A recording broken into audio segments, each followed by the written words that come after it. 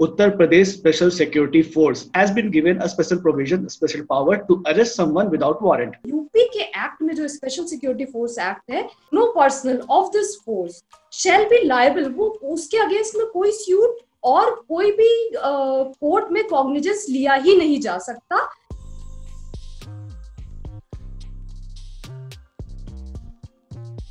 उत्तर Pradesh special security force, now ये special security force जो Uttar Pradesh government ने फॉर्म किया है, it is on the lines of the CISF, but it has been given a special provision, special power to arrest someone without warrant.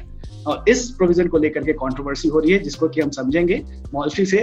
मौलवी, पहले ये बताइए कि ये उत्तर प्रदेश स्पेशल सिक्योरिटी फोर्स क्या है और इसे बनाने की जरूरत क्या थी, क्यों आई गवर्नमेंट को? Uttar Pradesh Special Security Force Act came into place recently only. The notification इसका जो था 31 अगस्त को।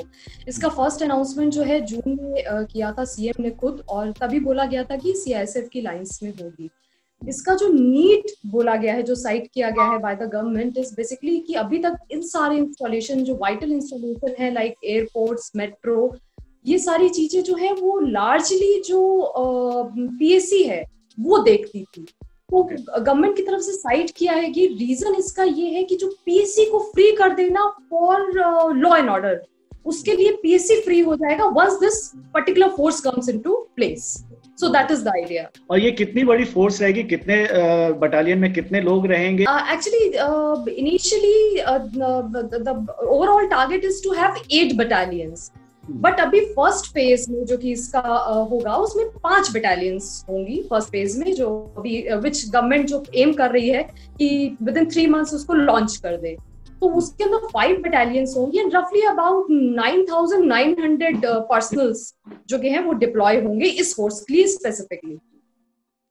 अच्छा, अब बात करते हैं वो स्पेशल प्रोविजन की, जिसको लेकर के कंट्रोवर्सी हो रही है, the power to arrest someone without issuing warrant. इसकी जरूरत क्यों पड़ी थी इंट्रोड्यूस करने की, और ये गवर्नमेंट को नहीं लगा था कि ये थोड़ा सा ज्यादा कंट्रोवर्शियल हो जाएगा और इसको लेकर के ऑब्जेक्शन बहुत ज्यादा होंगे?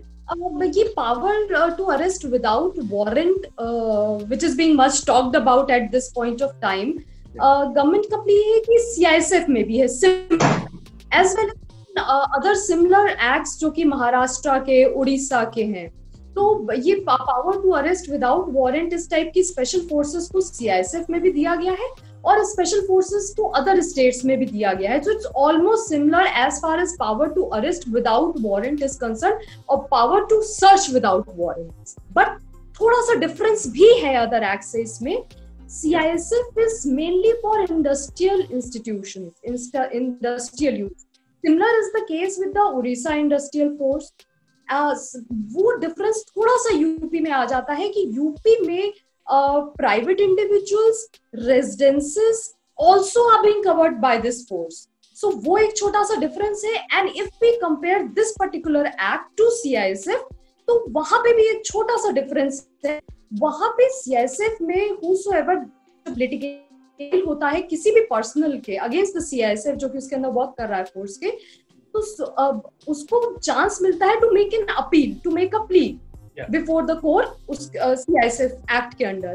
बट यूपी में डिफरेंस है कि यूपी के एक्ट में जो स्पेशल सिक्योरिटी फोर्स एक्ट है, no personnel of this force shall be liable, वो उसके अगेंस्ट में कोई सूट और कोई भी कोर्ट में कॉग्निजेंस लिया ही नहीं जा सकता, considering whatever if he, because whatever as a discharge of his duty जो वो कर रहा है, it is being regarded as being done in a good faith.